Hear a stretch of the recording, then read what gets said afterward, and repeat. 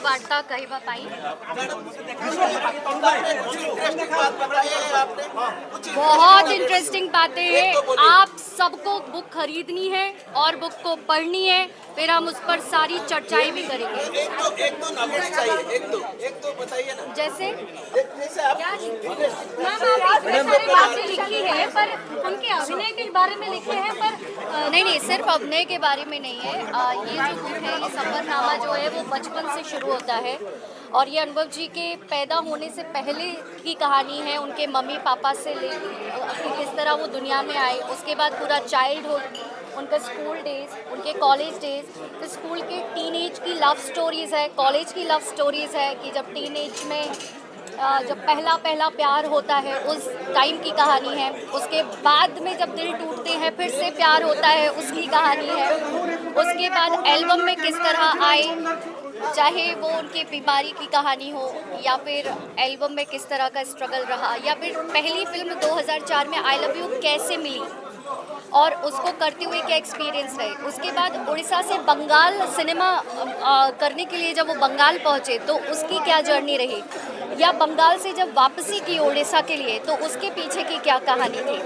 इसके अलावा चाहे वो उनका खुद का प्रोडक्शन हाउस विष्णुप्रिया आर्ट्स की कहानी हो, या फिर इसके अलावा पॉलिटिक्स में 2014, 2019 की कहानी हो, और उसके बाद जो 4-5 सालों से कचहरी और कोर्ट जिसमें सभी लोग बहुत इंटरेस्टेड है ना, तो उसकी भी कहानी उसमें है। और जो भी प्रिंटिंग से पहले तक के दिन तक जो कुछ भी मैं ऐड कर सकती थी उसमें उसकी कहानी है। चाहे कोर्ट में उनका विजयी होना, चाहे इन सालों में जो खोया वो और जो पाया वो भी, जो जीत की कहानी है, पापा को जो खोया उसकी कहानी है, चाहे बीजेडी में इतने सालों तक रहने के बाद किस तरह क्यों बीजेपी आए उसके पीछे की जो कहानी है, चाहे जो शो था दादागिरी उनका उसको छोड़ने की कहानी हो। ऐसे इतने पड़ाव हैं जो मैंने और मेरे को राइटर अस्तित्व ने इस किताब में रखने की कोशिश की है, जो आप सभी लोगों को राजनीति के बारे में कुछ और ज़्यादा लिखना चाहिए था क्या? अभी आप पढ़िए तो तब तो आपको मैडम इसमें आपके बारे में और राजनीति के बारे में कुछ और ज़्यादा लिखना चाहिए था। नहीं, मुझे लगता है कि जो भी जितना भी उन्होंने राजनीति में किया है वो यात्रा मैंने उसमें लिखी हुई है। मैम 2013 से लेकर 19 तक ऐसा क्या हुआ था कि अनुभव जी के जीवन में कुछ चक्रांत के बारे में आप लिखते हैं, क्या था ये, आपको कुछ बताया है उन्होंने? जी, अनुभव जी ने मुझे सिर्फ 2013 से नहीं, अनुभव जी की जो मैंने कहानी लिखी है वो 19 हाँ, तो अनुभव जी के लाइफ की जो कहानी है वो जो उनके जन्म का साल है उस साल से लेकर 2024 तक की कहानी है। तो यहाँ पर सिर्फ 2013 की बात नहीं है, इसको पढ़ने के लिए आप लोगों को 1984 में जाना होगा। मैडम इसमें वर्षा प्रदर्शन और आपकी कहानी है या नहीं?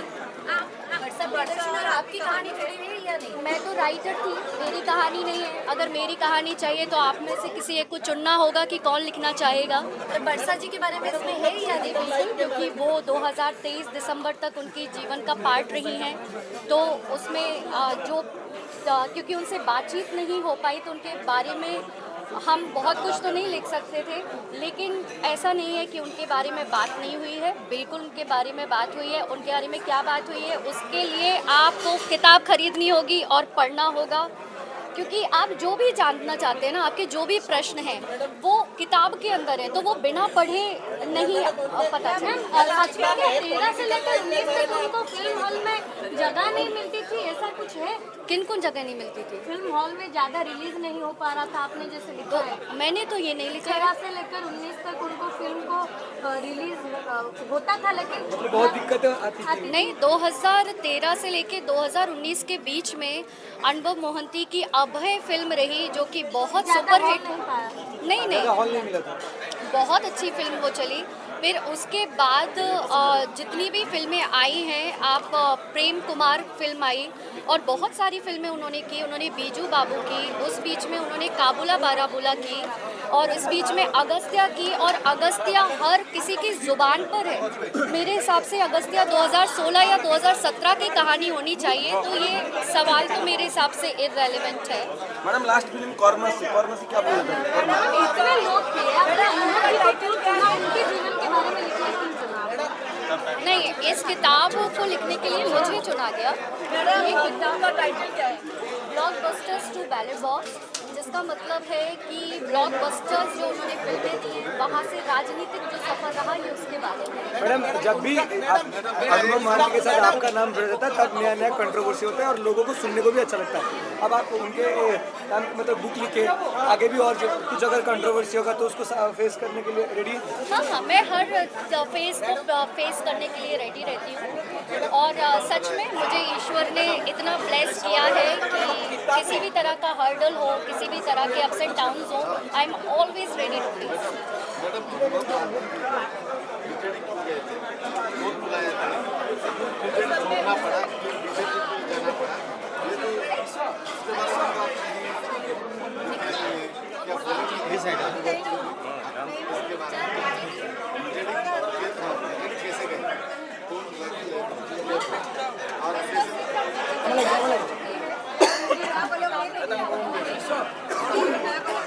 चाहते थे कि बीजेडी में आए। 2013 में अनुभव जी ने बतौर स्टार प्रचारक बीजेडी ज्वाइन की थी और पूरी लॉयल्टी के साथ वो लगभग 11 साल उस पार्टी में रहे हैं। तो हाँ, तो आप क्या पूछना चाहते हैं? मैंने लिखा है छोड़ना पड़ा है। हाँ, तो छोड़ना क्यों पड़ा उसके लिए एक बार किताब तो पढ़िए, उसमें है रीज़न। मैडम किताब में पॉलिटिकल लाइफ के बारे में आप बेस कुछ नहीं लिखा है। मेरे किताब की जो शुरुआत है वो राजनीति से ही शुरू होती है। उसके बाद मेरी किताब के आगे चैप्टर्स बढ़ते हैं जो कि है आगे फैमिली के ऊपर, उनके जन्म को लेकर। तो जो मेरी किताब की कहानी शुरू होती है वो राजनीति का पहला चैप्टर है और जो किताब का अंतिम चैप्टर है वो भी राजनीति पर है।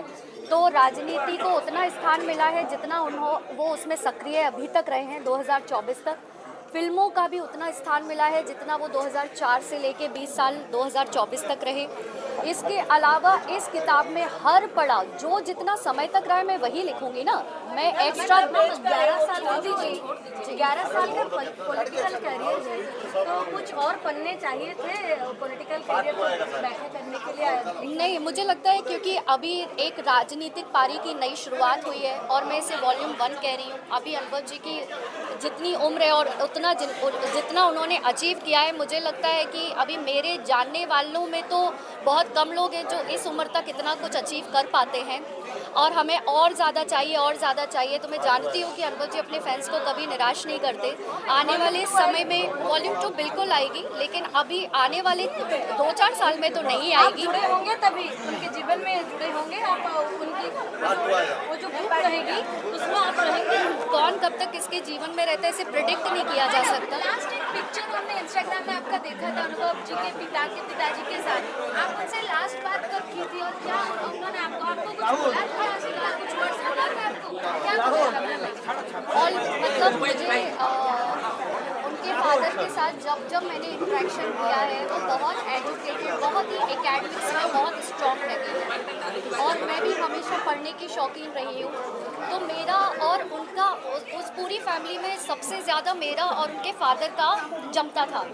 वो बूढ़े थे लेकिन उन्हें बहुत मज़ा आता था। वो इंग्लिश लिटरेचर के अध्यापक रहे और उन्हें पोइट्रीज़ का बहुत शौक़ था। तो जो आप पूछ रहे हैं कि आखिरी बार कब बात हुई थी, तो आखिरी बार मेरी उनकी बात हुई थी जिस दिन वो ऑपरेशन उनका होना था किडनी ट्रांसप्लांट के लिए।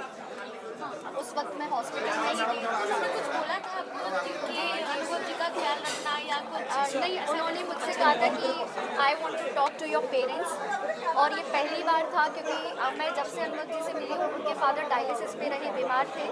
तो ये उन्होंने ऑपरेशन थिएटर से जाने से पहले उन्होंने मुझे बोला I want to talk to your parents और वीडियो कॉल पे उन्होंने मेरी फैमिली से बात की। उड़ीसा से इतना ज़्यादा ट्रोल आपको किया गया मैडम, आपको कभी उड़ीसा वैसे नफरत नहीं हुआ कि मैं अब कभी जाना नहीं चाहती, ये सब तो कभी नहीं हुआ?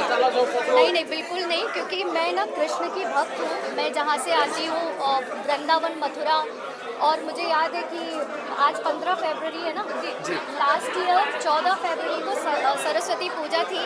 मैं उस वक्त गोवर्धन की परिक्रमा कर रही थी। तो वो 21 किलोमीटर की परिक्रमा होती है भगवान कृष्ण की गोवर्धन में, वृंदावन में। तो मैं बसंत पंचमी पर लास्ट वो किया, और आप यकीन मानिए कि नेक्स्ट डे मेरी जब कंप्लीट हुई मेरी 21 किलोमीटर की यात्रा, और मैंने अपने होटल से जैसे ही चेकआउट किया और मुझे खबर मिली कि पापा नहीं रहे, तो आप कह रहे हैं ना नफरत जो है ना सब टेम्परेरी है। नफरत टेम्परेरी है। कोई भी दुनिया में जो चीज़ परमानेंट है ना वो है चेंज। तो चेंज अकेला ऐसा है जो कांस्टेंट है और परमानेंट है। लास्ट क्वेश्चन था, आपको उड़ीसा में हर एक न्यूज चैनल के कमेंट सेक्शन में बोला जाता है, भाभी भाभी करके बुलाते हैं आपको, तो ये सब हो सकता है क्या? पॉसिबल हो सकता है? देखी भी समय कहीं वो थैंक यू।